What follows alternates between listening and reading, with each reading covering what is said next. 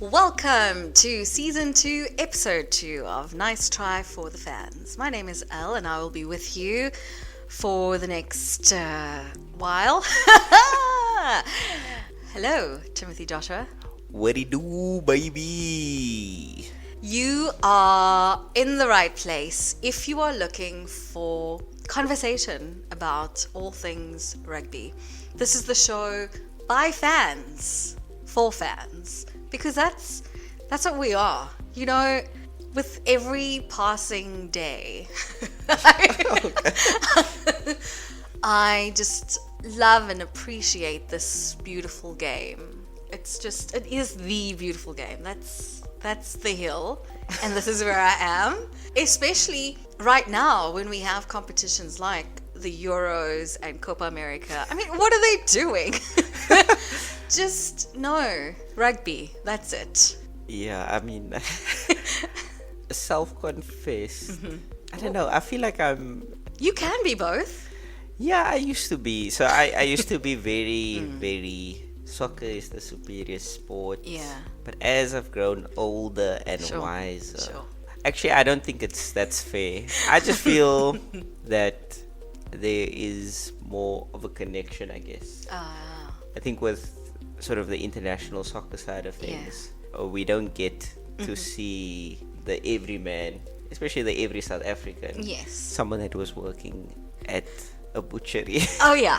You know? Yeah, the Paul Butcher. Exactly. I think sort of international football has taken that step where it's a bit more distant. I see. For us, it's inaccessible. Exactly. Yes. And I mean, not that. I guess I could get the same if I was as invested in local football. But then you have that, the difference of quality. I'm not disparaging our local footballers, but clearly there is a gap. Yeah. And then obviously being the best at a particular thing. That really makes it a little easier. Yes. It makes that Monday morning a little happier. 100%. Yes. I mean, and this could go on because then we could talk about cricket. Yeah. And how that used to also be the thing that brought great heartache. Yeah, but there's PTSD involved there. I think, so I don't even want to talk about it. Yeah. No, let's leave it. So we've had a lovely weekend full of rugby, and let's just have a quick look back at some of those results. Quickly, the French beat Argentina comprehensively, 52 points to 12. So I want to say you were wrong about that prediction. Yeah. But again, we can just leave it there. I mean, I really do not know. I'm not sure if the recent World Cup win for Argentina has basically moved all their better athletes out of the rugby system. Oh, we should look into that. Yeah, I wonder, can a nation be a multi-sport threat? You know what? Yes. It's the reason why the US hasn't been a rugby nation. We know they have the athletes, but you can't fight on too many fronts. So I think that's the only rationalization I can come for how you would get beaten by a second string, maybe even third string, and you're hosting. People are traveling. There's time zones. No. And you put up a stinker like that. Maybe they don't want to show their cards for the rugby championship. That could be it. Mystery solved. Now, speaking of federations in shambles, Australia Australia coming out with the victory, 25 points to 16. That was kind of, we knew it was gonna be that. We also knew it wasn't gonna be the best rugby on display. Did you have any notes from that match? Were there any takeouts at all? I didn't catch the game, but I watched the highlights of it. So from what I saw, it seemed like Australia had the potential to put up a bigger score. So that obviously is good for them and what they're trying to achieve and how they're building their squad. I always look at their coaching staff, and I mean, Joe Schmidt is a quality coach, so I think that will obviously be the start that they're looking for, and wanting to build on that foundation. Wales, I'm not sure what's going on there. Obviously, it's tough for any traveling team. The first test, I think you'll get a better sense of where Australia and New Zealand are in the second test, which is it could go either way, but I'm just talking about logistically preparation for the team. They're on a shorter week when they arrive there. It's all these other things factors. where you actually going to see the team show up, because people were thinking, it's new teams, new coaches, so they might be vulnerable then, but they had way more time to prepare. Yes. So it will be interesting to see. I think many people are forecasting a even bigger victory for Australia, but I think Wales, Gatland's, he's got a lot of cachet in the union. I think he'll have to at least give a bit more convincing performance. You'll have to dig deep. Yeah, because I don't think that performance, a few of those on the trot, then you really have to start questioning why he's there again. A match that did deliver a little more was New Zealand hosting England. Yeah. Now we thought that there would be a bigger gap, but look at that. It was the same score as the final, hey? Yeah. Yes, but this time New Zealand coming out victors, 16 points to 15. Was that a fair reflection of the match? I think New Zealand got away with that win, but you take your wins as you can. And then obviously they had issues with Damien McKenzie taking too long, and fair play to them. They held out for those, especially in those last 10 minutes, so they'll be happy to get the win. Relieved. Yeah, relieved. But I think England will probably take away more from that. Even in the defeat, they should have really wrapped that game up. So it'll be interesting to see. Like I said, another week. Yes. I think it might be close, although they are going to Eden Park, which is I think I saw the stats since 1994. They've only not won on 2 occasions, and those other 2 results I think were 2 draws. So oh my goodness. Yeah, you're really coming up against it.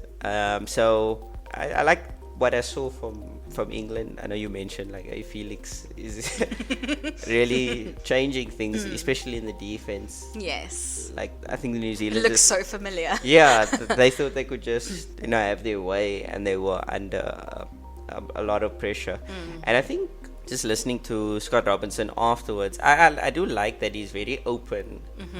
He doesn't reveal obviously everything, but he does give you a lot of insight into how and the way the coaching team was thinking. As you said, that sort of caught them unawares, and the execution needs to be better.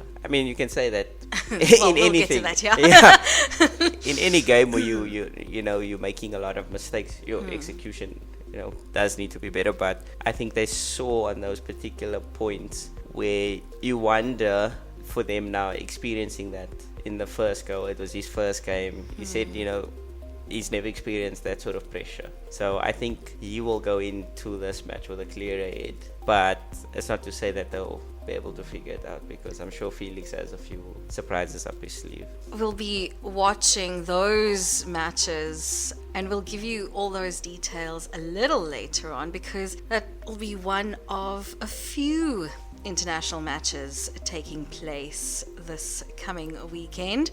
And Japan's also in action this weekend. Samoa. It's against Spain, but still it's nice to see them getting a run out. But we'll give you all of those fixtures that you can look out for over the coming days and weekend. If you're listening to us on Apple or on YouTube, I just want to take a quick second to encourage you to hop on over to Spotify. We're also available there, and we have a poll where we'd love to hear your thoughts. So there's also an option to send a voice note, send comments, and also answer our question of the week. So we'd love to hear from you. This is a conversation. This is us, sharing our thoughts and our views, our takes, but we'd also want to hear from you. So if you are listening on those other platforms, hop on over to Spotify and be part of the conversation there. Of course, if you are listening on YouTube, you can pop your comment down below. Wherever you are, make sure to get in touch, because we'd love to hear from you. Now, on to the main event. Box Ireland at Loftus, 27 points to 20 the end result. So let's start with a similar question to New Zealand England. Was that score a fair reflection of the match? just a 7-point difference? I think on the balance of things, I think 7 points. I would say 7 to 10 points was about the difference on the day. Obviously, South Africa left a few points on the board with our kicking, and were gifted some very fortuitous points as well. Some might say, that's Cheslin's sort of MO, chasing Yes. lost causes and getting his just rewards. But I do think the Boks will be very happy with the win. Firstly, I mean, watching that game, I definitely felt in the second half that there was maybe a potential, just in terms of how it felt in those last 10 minutes before the game was decided, because it seemed like Ireland was starting to hit their stride. It was a game of counter punches, and then eventually South Africa closed the game out. But I think 7 to 10 would have been a fair reflection. Yeah. I think if it had been way more or a bit closer, I don't know if I would say that, because I think South Africa really dominated the first half and were unlucky to come out with, I think it was like a 1 point difference. I don't think that was a fair reflection, because I think their try was very against the run of play. Yes, it was opportunistic. Yeah, so I think on the balance of the play over the 80 minutes, I think South Africa will value for that 7 points. I think South Africa, given that they want to implement a new style of play, they should be happy with the outcome. I know some people are, wanting our old brutal box. Shout out to SA Rugby Mag, saying that, this isn't in our DNA. But I think that's what Rassie wants. He wants the evolution of our style, and I think he is also forecasting maybe what the game is going to, where they want to see more running and they want to see those things, because obviously they're legislating certain things that are not going to be in our strength. So to have an eye on the future and plan proactively. JC Creel was man of the match. There were a number of players who stood out, who could have taken that accolade. Do you want to maybe first just talk about him and his performance? He's come a long way. We mentioned this in season 1 during the World Cup. He was standing up. It was big pressure on him to perform and to show us what the coaching staff was seeing that we weren't necessarily seeing just yet. Do you think he's now coming into that? Lots of people are rating his performance as maybe the best he's given us so far. It's tricky, and I know you feel a certain way about these accolades, these individual awards, because it is, you can't do what you do without the person next to you. But what did you think of his performance? Is it his time? Like, is he solidifying that shirt? Because also that's an area where we've got lots of talent and lots of guys fighting and competing for the jersey. Yeah, I think he's pretty much made that jersey his own. Obviously, Lukhanyo Am's been unlucky with injuries, but just in terms of what he gives the team, obviously we're never going to fault him for work rate, and his defense was something. But I'm happy to see the offensive ability come more to the fore, and that they're platforming him. I mean, this iconic photo of him handing off. Oh yes. I think it's Henshaw. Oh my word, beast mode activated. And the spit streaming from his nostrils, and obviously the man is cut like a Greek god, so that's a given. But just to see him, get his plaudits, and people are seeing what he did provide in all those other things. I think it's different when you have this perception of what a player should do instead of what the player does do. So you would look at someone like Conrad Smith, right? Because that was like the preeminent number 13 at the time. Prototype. Yeah, and obviously they're different players, but people were expecting Jesse to fulfill that role. And then we saw with Damien Lendi passing more than he's ever passed, and people were surprised because they thought he couldn't pass. And that's what, and this is game theory, because you're always expecting one thing for them to turn that on its head and say psych, because these guys are watching film, they're looking at tendencies, they're looking at these things, and for the coaching team to go, oh wait, we've got this little trickery that we can do.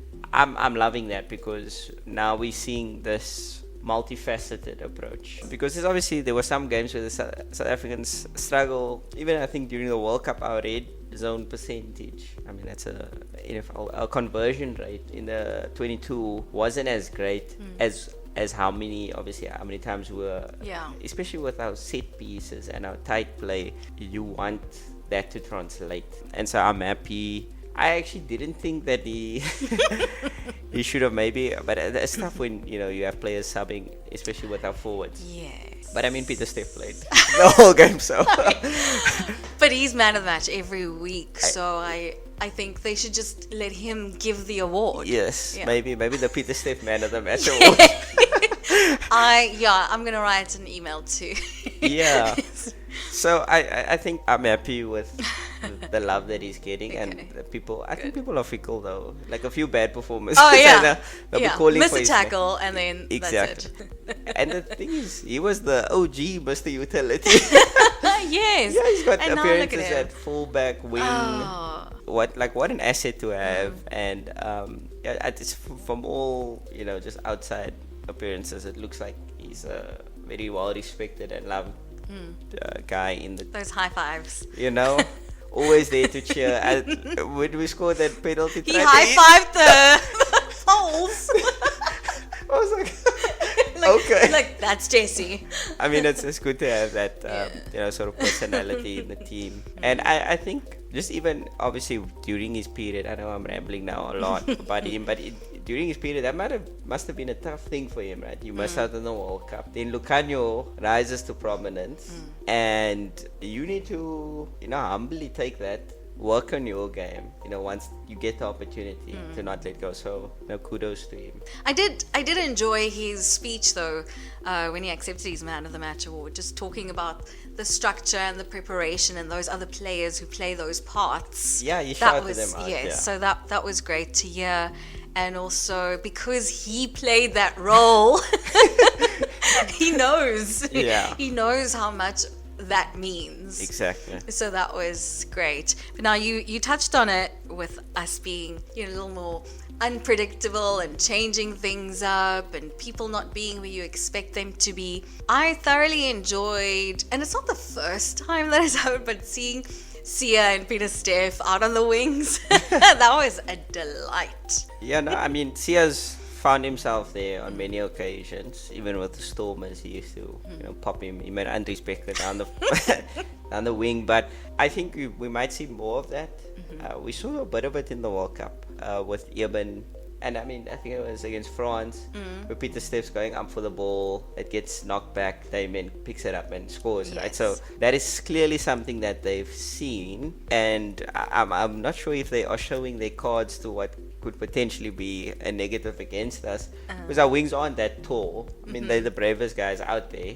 There's a point where you can't teach height. You can be as brave as you want. If someone is 2 meters tall, they are more likely going to get the ball. So we'll see if that takes on a different shape. But it might just be that we show you this and then we do something completely different. Exactly. Yes. So you might see, I don't know, who knows what these guys That's are the cooking. fun. Yes. Yeah, lovely to see the man in full flight, palming the ball like it's a basketball. But he had a couple of nice touches as well, like very skilled individual. I just want to see maybe a young prop, Oh. That would be nice. Okay. In the nice. tram lines. Nice. Well, it's a very exciting era, and us bearing witness to this, it really is something special, and you don't know what is coming. A disappointment, perhaps, was Sasha only getting 9 minutes. I was actually at the 60-minute mark. I was like, okay, come on, let's go. Yeah. I didn't know who they would take off, but it doesn't matter. Yeah. Just bring him on. Why did they take so long, do you think? Were there any other, not disappointments, but were there any things where you were kind of, ooh, okay. I know it's the first real match and there are lots of niggles and things that we're ironing out and working out, of course. That was one of the things for me. Yeah, I think just the nature of the team, given that Faf was, I wouldn't say he was 100%. But clearly, they thought he was good enough to go, obviously. But he had been dealing with some niggle. Like, he didn't train, I think, for a few days before he joined the team. So Grant Williams came on before Sasha came on. And then that leaves our backline replacement options quite threadbare. And so I think they just were conservative from that perspective. Yeah. Apparently, from what I'm reading and what I'm hearing, is that Tony Brown was talking about Andre's conditioning, or maybe not conditioning, but rust. They said he was breathing heavily, and maybe that speaks to why he wasn't as pinpoint as we maybe expected, especially from the tee. Yeah. And so I think they were basically not forced, but in terms of player management, probably thought, okay, we can't keep this insurance policy. We have to now roll the dice. Would have loved to see him come in a bit sooner, but I guess in retrospect, with Ireland's ascendancy at that point, I think it was probably the better thing. I mean, he came on, he made an impact with his very deep almost deep. I don't know why James Lowe just didn't let the ball go out, but anyway. Yeah, we're gonna let's turn our attention to Ireland, to some of the big moments. James Lowe was, of course, if we look at three things. Yeah. Well, maybe four. The try that wasn't a try. Yeah. And then the try that was a try. Yeah. And then that that restart that wasn't a restart, but would have bounced in their favor. But then he turned it around for us. Thank you, James.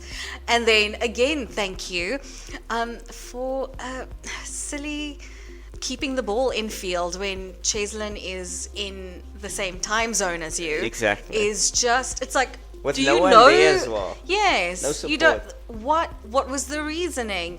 And okay, maybe because when you look at the stats, and it's incredible, like territory, possession, tackles made, I think it was very even. Completely even. The only thing was lineouts. I think turnovers as well. Could be.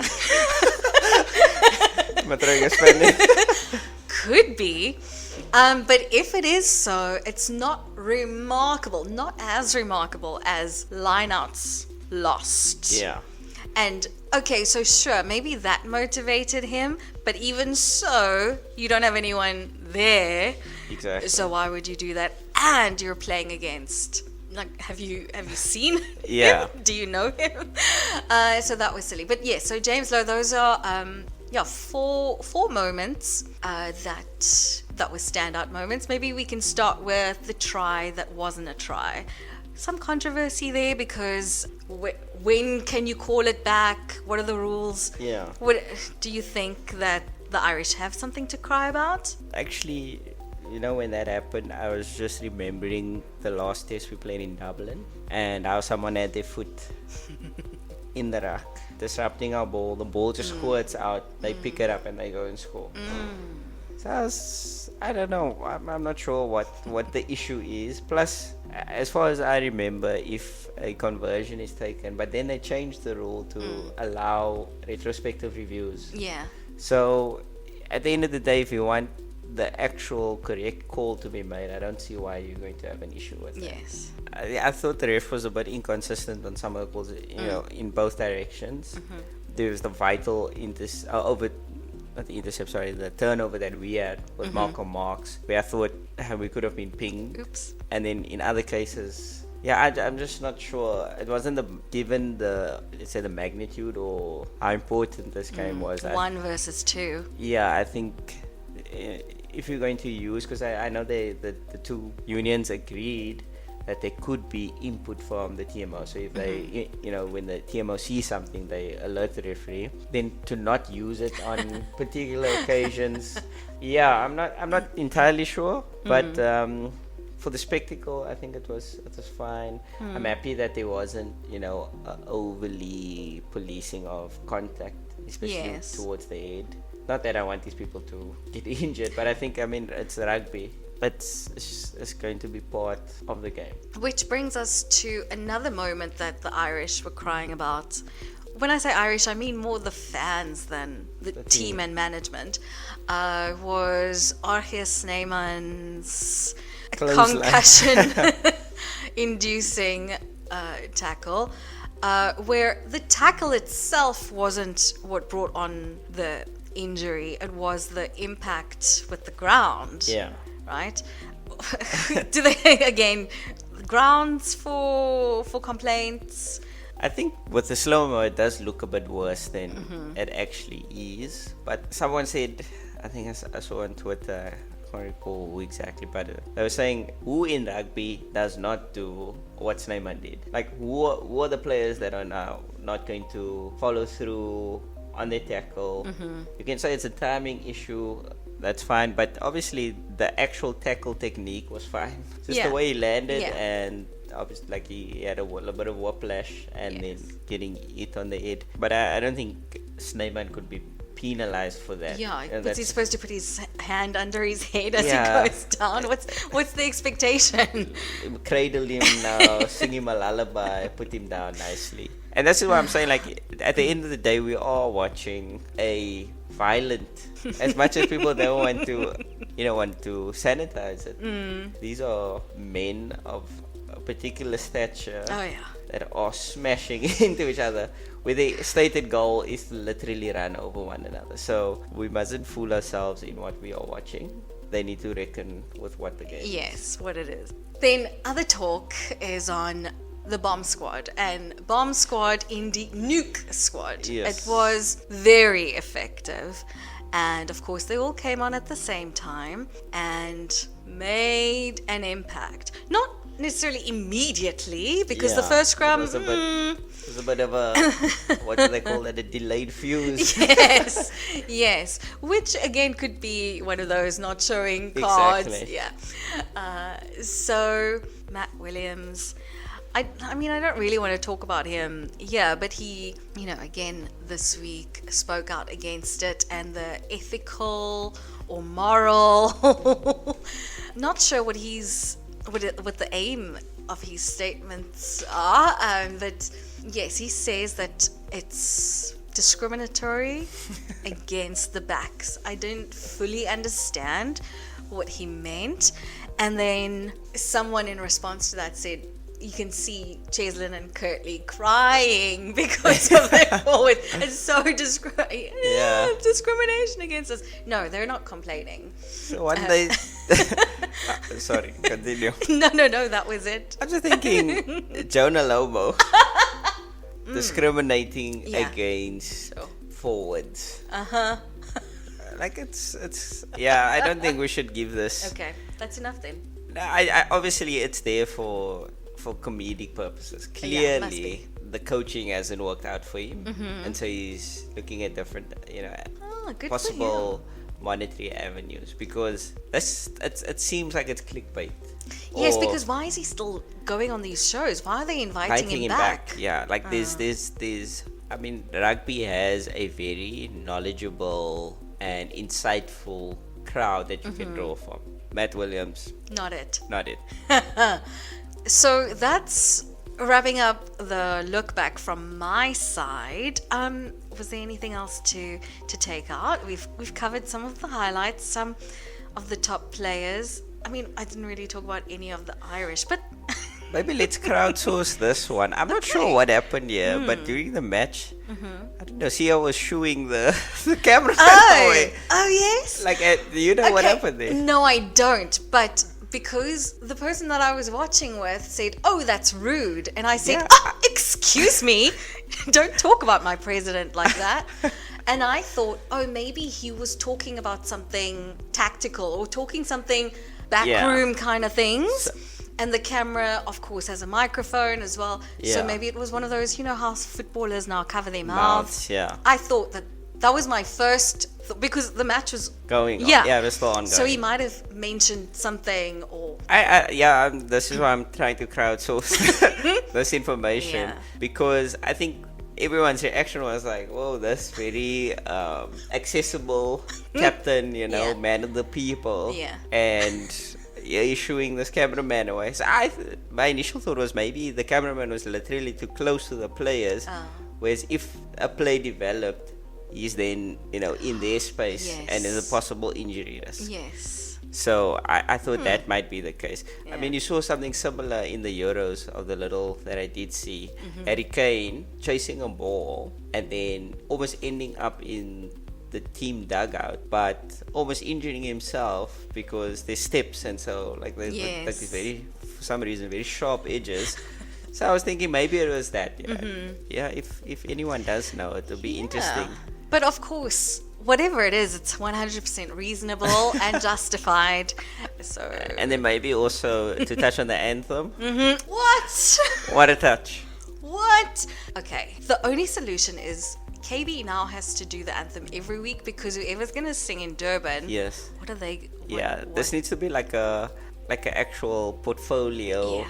In a part of Saru. Yes. To have maybe idols. You know, or something like that. But clearly she's now she's the benchmark. So if we can maybe offer this up as a, I mean, what is the rugby calendar? I'm sure she could fit it in. Yes, and Seven Delan is over, and that was her latest project. So she's just do it. Yeah, but no, very, very, very nice. I enjoyed it. She understood. Oh yeah. The assignment. Oh yes. And so did Loftus. Yeah, it was a wonderful moment to see. So yeah, like you said, it's going to be a pressure on the next person, but very nice touch. I was happy to see that. Just to give you some of those other fixtures, on Friday afternoon, Curry Cup action. The Griquas and the Sharks. The Sharks Loaded. Fielding superstars. Yep. Yeah, a few obviously that were released from the training squad. They'll definitely be in the plans because I think they're returning on Sunday to the squad. But it's Mapimpi, Estes, and Pepsi Buthelezi, Lucanio Trevor Nyakani playing his first game back. Yes. So yeah, it will be good to see. Obviously, I think the main thing there for them is not to get a yeah, please. Cotton wool, no tackles, thanks. Yeah, but it's going to be interesting to see. And then the Pumas take on the Lions. You know, the Pumas, they're it. With Curry Cup, that's their sweet spot. And then Saturday, the day when it all happens. Wake up early or don't go to bed at all because midnight South African time, USA take on Scotland. At more or less the same time, you can watch Canada up against Romania and stay up because at 5 it's Samoa against Spain. Then take a break, regroup, because then the real rugby starts. New Zealand host England for the second time in the most threatening venue in rugby history. Yes, that's at 9 o'clock. And after last week, I think it's worth waking up for. I wouldn't go that far, but okay. If you have nothing else to do. Okay, great. I mean, the weather in Cape Town will continue to be terrible for outdoor activities. So, yep, that's it. Australia take on Wales in the second match. You heard Timothy's predictions there. The gap is going to get bigger. Then, at the same time, if it's not living up to Timothy's predictions, Japan host Georgia. And we know Georgia, they were doing some things at the World Cup last year, so that might actually be a better match to watch. And then Portugal will warm up because, of course, they'll be playing the Springboks very soon. So they will be warming up, to build some confidence, I guess. They're taking on Namibia in Namibia. And that's kind of the curtain raiser to the Springboks versus Ireland in Durban, where while Joburg and Cape Town and the rest of the country is experiencing hectic, intense cold fronts, Durban 28 degrees on Thursday, maybe more on Friday. Nice. And then the Irish are going to sweat. Yeah. What are we looking forward to? South Africa, unchanged team. What's the thinking there? I think this is partly to close the book on this debate. Yeah, just to shut it down, not take any chances. I mean, I'm sure the temptation would be there and would be valid. We can't lose the series. Yeah. But I think they want to make sure that it's completely ironclad 2-0. Yeah. That would also, I Whitewash. think, just in terms of veracity, obviously, we lost the last two in recent memory. From that perspective, make it fit tied up.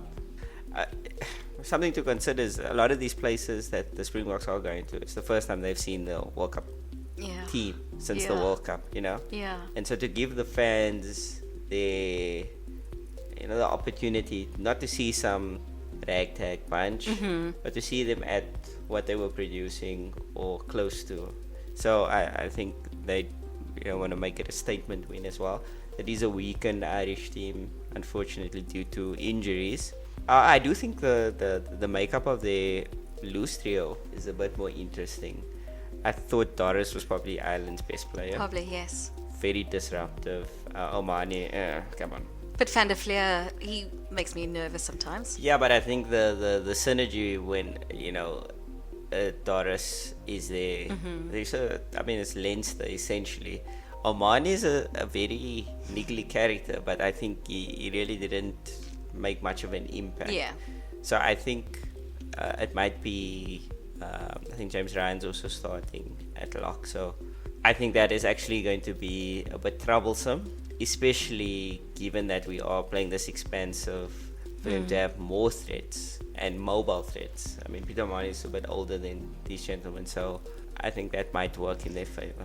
Will we be playing this expansive match though? Because we're on the coast and it's 5 o'clock, gets slippery. Yeah. Are we going to see a little more traditional Faf Handre things? It depends. We definitely created chances with this new approach. If anything, I would have played the more conservative In the style. first match. Yeah. And I mean, you saw sort of glimpses of that when the points were on offer. We opted to go for it. So it's not as if we're throwing everything into this new style. And with the coaches and the coaching team, I think they'll see what the game is offering. I don't think you can impose necessarily, we want to play this way, if what is happening on the field is that you need to adjust. Yes. So and we do that well. yeah, I think definitely. I think that is one of our key strengths. So I think they will try and implement and do what they've been showing these last few weeks, which is a bit more expensive. But I think they want to cut down on the risk factor. So we might see a bit more formalities in the play.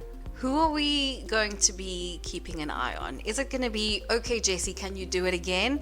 Or is it going to be, okay, Kwacha, are you a starter? Are you an impact player? Yeah. He wasn't. This is the thing when we have such high expectations of these players. Like, Kwacha is it. He's everything. He's reliable. But, of course, starting the match, being responsible for every restart.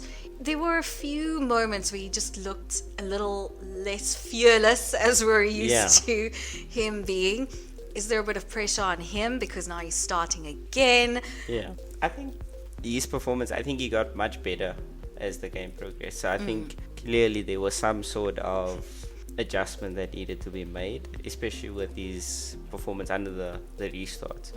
But he eventually, two ironic cheers, got that under control. And then I do think, just in terms of, what he's tasked to do, is he was fine. I think he was a bit not as dominant as at the rucks. That's where our ball was struggling a bit. But yeah, I think the team is kind of a known quantity. I think for me the biggest thing would be Pollard's performance. Okay. That's the one I'm looking out for. Everyone else, Just do what you do. yeah.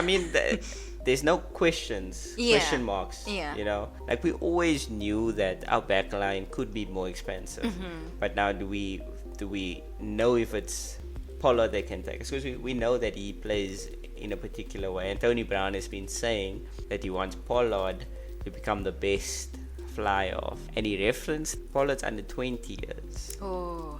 Where Pollard was way more direct, he was taking the ball much flatter. He was, what we thought Dan Carter was. Right? Yeah. That general that's able to switch it up and yet give you precise kicking. And I've heard that, Pollard was very much in a mindset of this is what the team needs from me, and not necessarily imprinting his own, creativity on it. But I think they're giving more license when you see players like Mani and them promoting that. So maybe it takes a few games for Paula to really realize, okay, I do have I do have freedom, and so I'm looking forward to how he deals with that. Yeah. And then on an Irish side, Ringrose, who came off the bench, he made a difference. Yeah. Now he's starting. Yes, he's starting. So what are we expecting there? Is he going to be disruptive? So I'm laughing because I think he got concussed. So I would not be surprised to see Damien carrying more, because Damien bounced him like 5 times in that World Cup game, and I'm sure he probably he wants to prove something. Yes. So it'll be interesting to see how he gets on. I think it was a big miss. Obviously, we said Gibson Park would be a massive miss. I think the scrum half played well. Yeah. He warmed into the game as well, and his kicking was on point. I think that was something. Conor Murray is obviously a different player. He's much slower, so I'm not sure how that will translate into what Ireland want to do. And then I wonder if James Lowe, because James Lowe has the ability to change the game. So I wonder if he's going to be in any direction. Yeah. So if he's going to have this monkey on his back, and if he's going to want to push the envelope, Thank you. So it'll be interesting to see. And then they debutant, who's poised to be the greatest in the world. Do you think he had a good day, and can he build on that? Is he feeling confident going in this week? Yeah, I think a lot of their players had better second halves. Yeah. Clearly. So I think, they played him because of his prodigious boot. And now that played in those conditions. Yeah. Whether that is going to be as a determining factor on the coast, so we never saw him run at all. I don't think he had any foray where he carried the ball up. And his jersey was clean. Obviously, for support play, he did well. We'll see. I'm very calm going into this. Yeah, I feel it. Yeah. Yeah, given what happened the first test, that scrum. Yes. Where have you get walked back like that? Yeah. I've never seen that. I loved the videos where they were showing them scrumming all the way from Pretoria to Durban. It could have been possible they would have been there now. I think I saw a tweet about someone working out the speed of the scrum. Yeah, they would have arrived on Thursday. Yeah, yes. so shout out Gerard Steenekamp. Massive performance. Yes, but he was at home. He knows that grass. But very, very dominant. Yes. I would need to and quietly so. I love it. He racked up. I think he was one of the top tacklers in his short spell. Yeah. And it wasn't, just tackling. It was dominant tackles. Yeah. It was like people getting pushed back. So very happy with his performance. Looking to see more of that. Marks as well. Looking to see more. Just get some game minutes under his belt. Yeah, I'm very calm. I don't have any other. I obviously the big thing for me would be grant more time. Yeah. Just because I think he'll suit the style that we want to implement. Yes. And he also is familiar with the conditions. Yes, so surely that gets a bit of a earlier look, and then obviously Sasha. I just want to see him have more of some touches, more touches. Yes, make some moves.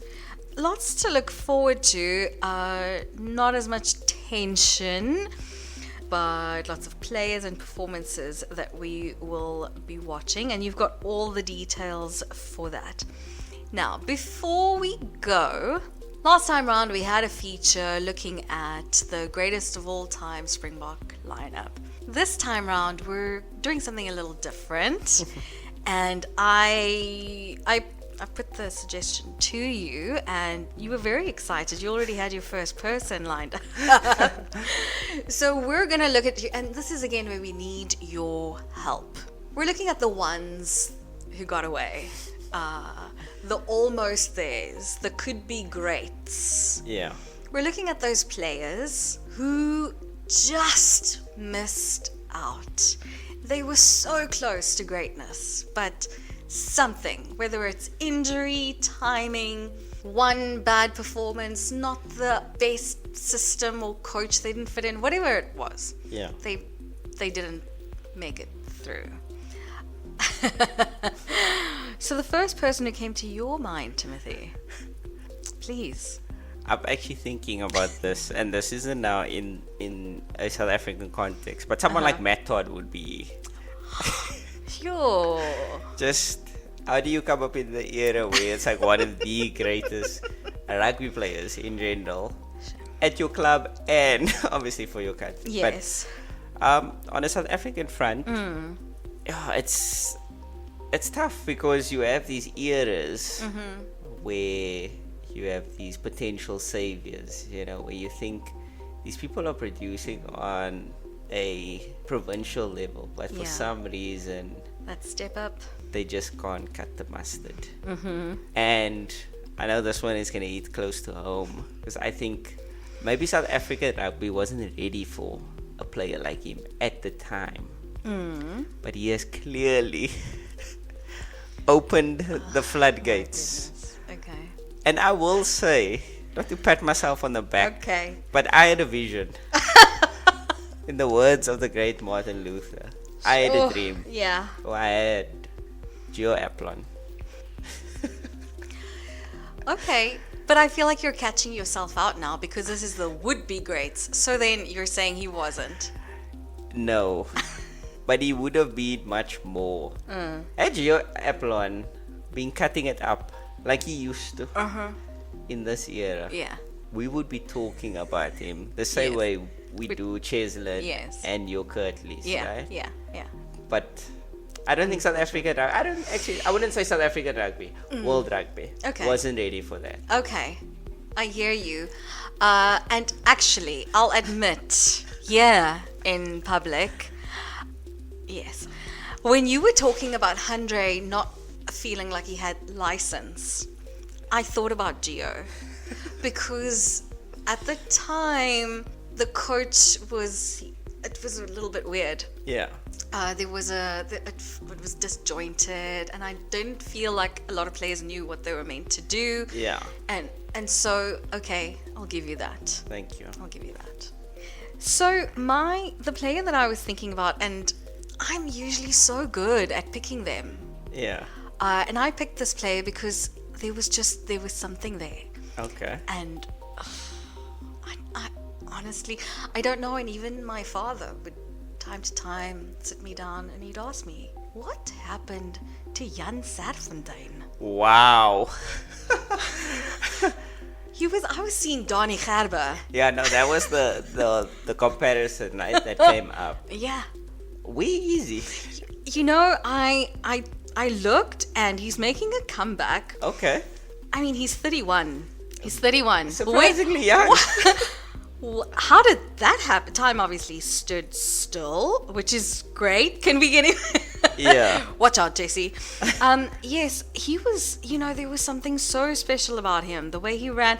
And of course, he fit into the Bulls style quite nicely. But again, he was with Montpellier. And he was part of the setup when they won the title back in 2022.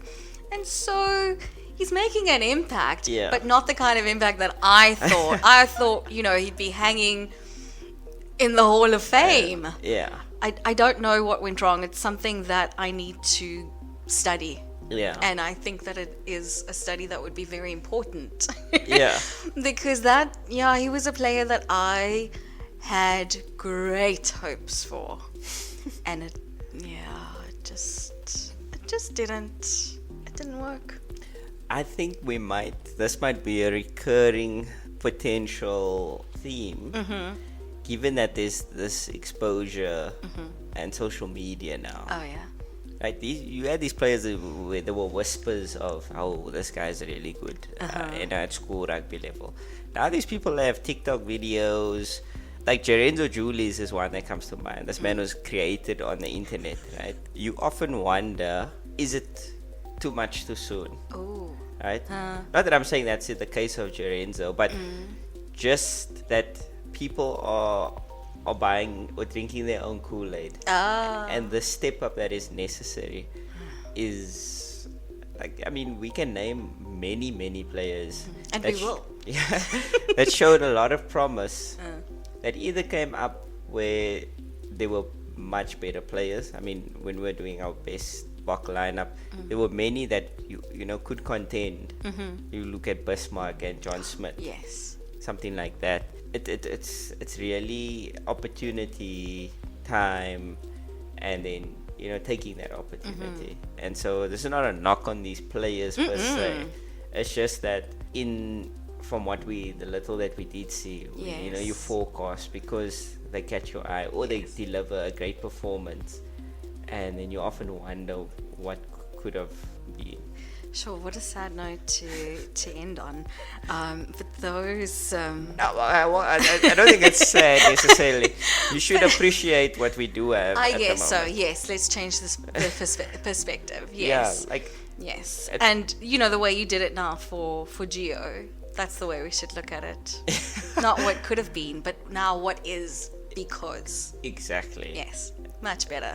So, of course, we invite you into the conversation, and you can leave your comments if you're watching on YouTube or listening on Spotify. We welcome those comments. Please let us know who are those players who, for you, got away. And we're talking about the Gio Aplons and the Jan Stuytfonteins of the world. They gave us greatness, but there was just something that didn't take them to that next level. And we'd love to hear your thoughts on these players we mentioned, and then the ones that you're thinking about right now. The person you're thinking about right now, that's who we're talking about. So please do let us know. Lots of rugby to look forward to. Thank you so much for listening, for joining.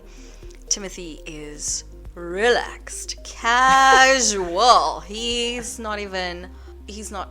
zero concern for this upcoming match.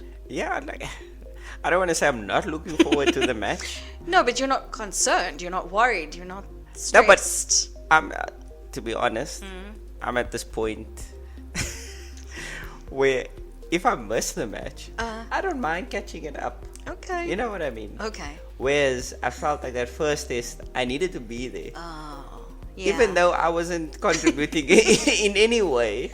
Says who? But I felt like I needed Yeah, to be. Like yeah. the guys needed my support. Okay. Now I feel like this is a They've got it. well-oiled machine. So that's just my perspective. Good. Take that faith with you wherever you go. Thank you so much for listening, Timothy. Thank you. Thank you very much. Until next time, this is Nice Try for the fans.